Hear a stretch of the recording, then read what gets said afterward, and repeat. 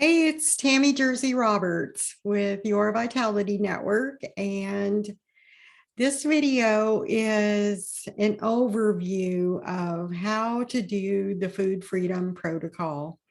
So I want to share my screen and walk you through the materials that are here and talk about what to do first and the order that you should do this protocol in.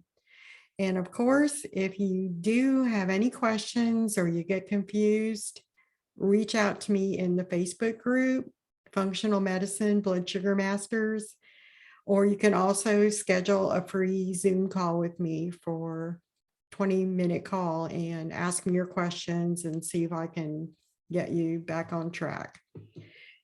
Because the overall purpose of this protocol is for you to figure out what you might be allergic to, what you might have a food sensitivity or an intolerance to. And maybe you already know some of these, which is fantastic. So there are other things here that you can start doing to alleviate those symptoms. But first things first, let's just pretend that you have no idea. You just know you have a bunch of symptoms. So let me share my screen. So the very first thing that you're going to do is tracking. 3 to 5 days of tracking are best. 5 is definitely best. So I've included what's called a food, mood, poop journal. And it's pretty self-explanatory. You just put the name and the date and what food that you ate. You can also write in here if you took supplements or drank some kind of herbal tea. And mood column is any symptoms that come up. So you'll want to download the symptoms checklist. And if any of those symptoms show up, like let's just say, for example, you had breakfast and 20 minutes later, you broke out in hives, or I'm just exaggerating. And then over here, okay, let me turn off my phone. Over here is the poop column. So I'll explain what that is in a minute, but you're just going to want to write down the times. 1 to 3 times a day you should be pooping, and if that's blank, then that's definitely probably constipation. So that would be blank if you're constipated, but anyway, it just goes through the whole day. And so then at the end of the day, if you have any notes, you can just jot them down here, or anything that came up about any patterns that you're seeing. You want to write down the previous night, when you went to bed, when you wake up in the morning, so you know how many hours you're sleeping. And if you woke up during the night, number of times, how much water you're drinking. And then I also like to put a note on here under the morning mood section, or in the food section, just what your fasting blood sugar was when you woke up. So the poop column, let me explain what you put there. This is the Bristol stool chart that's included. It's a visual gauge of your poop. So the 3 and the 4, I think, were the ones that were normal, and then it goes into either diarrhea or constipation. So you would just write down the number of what you are, and if there are any notes about it, like it was a different color or different odor than normal, or something along those lines, any notes that you might want to write about it. Because remember, there's no judgment on this journal. It's really for your eyes only, unless you decide you want to share it with your doctor or me or another medical professional. So the food sensitivities protocol. there's a sample daily routine. And during this 30-day protocol, it's best if you choose 3 times a day that you're going to eat and get into some routines of when you go to bed, when you wake up, when you eat. It'll just be a lot easier on you and everyone. And, if that's impossible, then, it's going to be a lot hard, a lot more difficult to try to figure out what's going on. So in the morning when you wake up, you want to stimulate the elimination of toxins. So just drink some room temperature or slightly warm lemon water and then poop. And a lot of people, to make sure they're getting a full poop, they use what's called a toilet stool so that their feet are raised up. And the you can body brush, that helps detoxify, tongue scraping, teeth brushing. Breakfast, you want to just keep your stress levels low in the morning. Try not to be using your phone all the time, and mindful breathing, maybe a little bit of quiet time, some meditation. Eat your breakfast at a regular time and take digestive enzymes with your meals. And you'll be able to read through this. If you do have any questions, just let me know.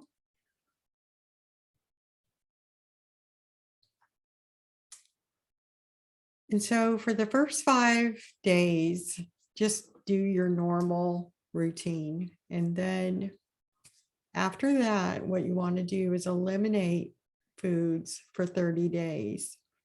Eliminate the foods that during your 3 to 5 day journaling in the food, mood, poop journal, you may have noticed that you have some suspicious foods, because it could be anything. It could be the most common ones, which are in your ultimate guide to food triggers, but it could be anything, any kind of food or herbal remedy or supplement or anything that's causing a negative reaction. So those are the ones that you want to put on your list to eliminate them for 30 days.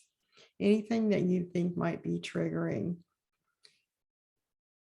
And one kind of easy thing to do to find recipes on Pinterest or on, there's some Facebook groups too. You're looking for the AIP protocol for recipes. It's autoimmune protocol for recipes. These are recipes that already have the most common inflammatory foods taken out. They eliminate grains, beans, legumes, seeds, nuts, nightshades, dairy, and eggs. And of course, sugar is also eliminated, trans fats. And then at the end of the 30 days of being on the AIP protocol, you want to start bringing foods back in one at a time. And you want to leave about 3 days in between the reintroductions, because if you remember from the workshop, it can take up to 3 days for symptoms to appear when you have food sensitivities. So at the end of the 30 days, let's say you bring back in eggs. So make a scrambled egg with some coconut oil, eat the egg, maybe for breakfast. And that's the only new food that you're going to bring in. And you want to leave that alone for 3 days. And you, from not having any eggs for 30 days, you are going to notice probably right away if you have any kind of reaction, and just note what the reaction was. And also during this reintroduction time, you may want to make more copies of the food, mood, poop journal so that it makes it easier to keep track of the foods that you're reintroducing, which ones gave you a reaction and which ones didn't. And so if you think you had a reaction to eggs, just leave that alone, take it back out. But what you may want to do is test separately egg white versus egg yolk. And one of the simple ways that you can do that is just instead of eating it, you can actually just make it into, make a little paste and let it dry on the inner part of your arm. And see if your immune system makes that area red. If it swells up a little bit, starts itching, then that is a good sign that you may be allergic to it. Although I'm not a doctor and this is not an official allergy test. It's something that you want to put on your list, and you may want to just take eggs out for good. So you may find that it's only the yolk that you're allergic to. Of course, this is not a diagnosis or anything. It's just all of this is about giving you hints, giving you clues so that when you do go see your doctor, you're going to have very good records on everything that you reacted to. So that's just an example. So then you want to start bringing in foods that actually repair your gut. So foods that are high in omega-3 fatty acids, such as chia seeds, flax seeds, wild-caught salmon, and cod.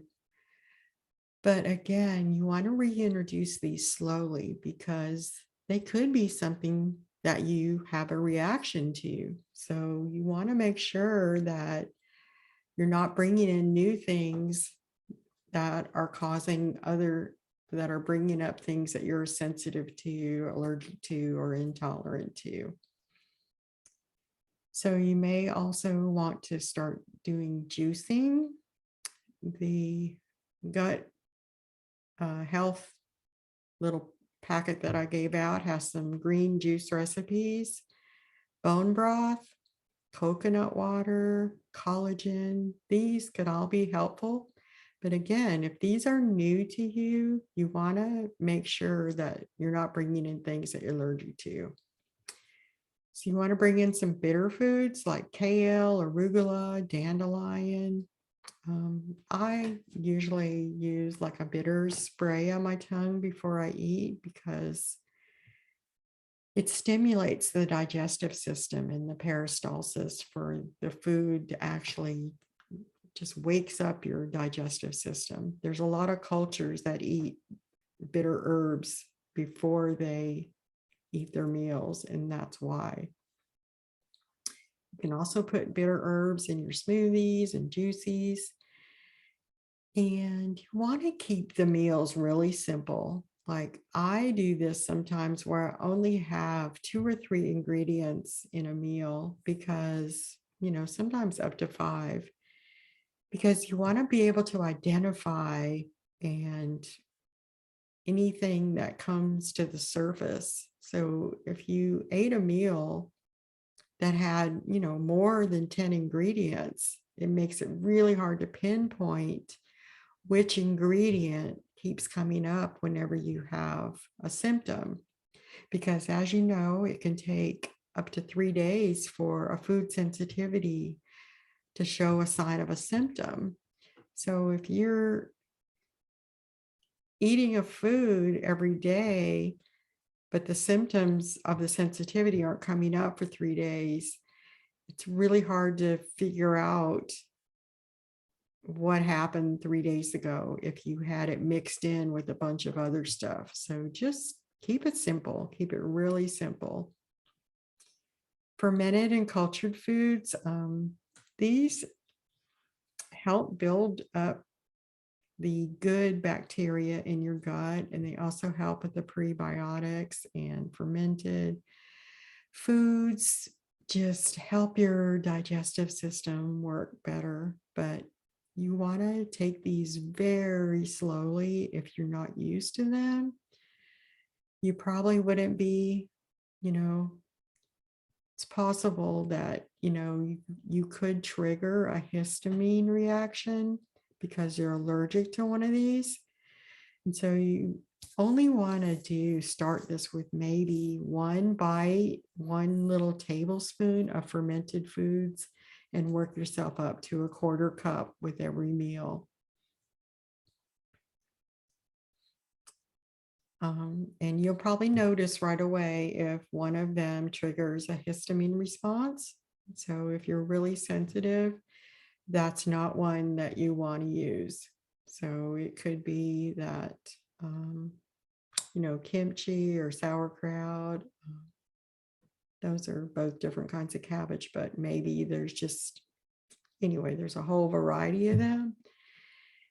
And you just want to just be alert. So drink ginger tea in between your meals, and this helps the motility, which is the movement of the food through your digestive system. So you can just grate some fresh ginger root and put it in a cup of hot water for 5 minutes, strain it and drink it.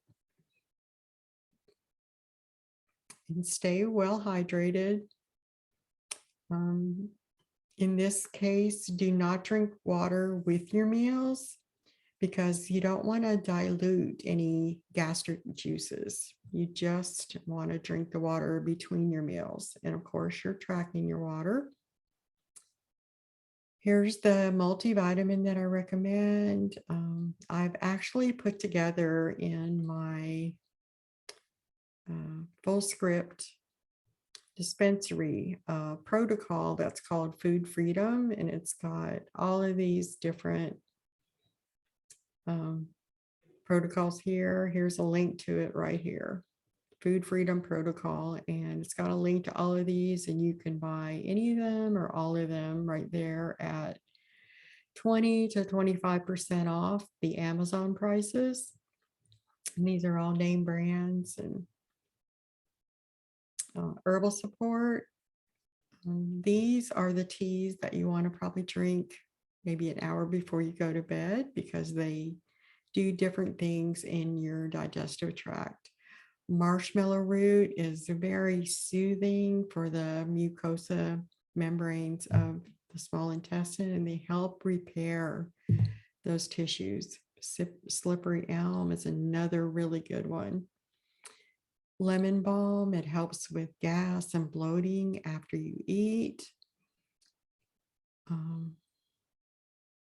Another product there, essential oils. So in the evenings, you may want to take a warm bath, put drop of, maybe the one I like is the orange. Mix it in a little coconut oil and rub it all over your abdomen. Let that soak in. There's some detox things. Reduce and manage stress. People think this is, oh yeah, whatever, but stress is a big deal. And I strongly encourage you to get the Welltory app. It's free for iPhone and Androids. Welltory, Welltory. And when you take your reading, it's going to show you if you're in the red, which is stressed, yellow, which is medium stressed, and green, which is calm.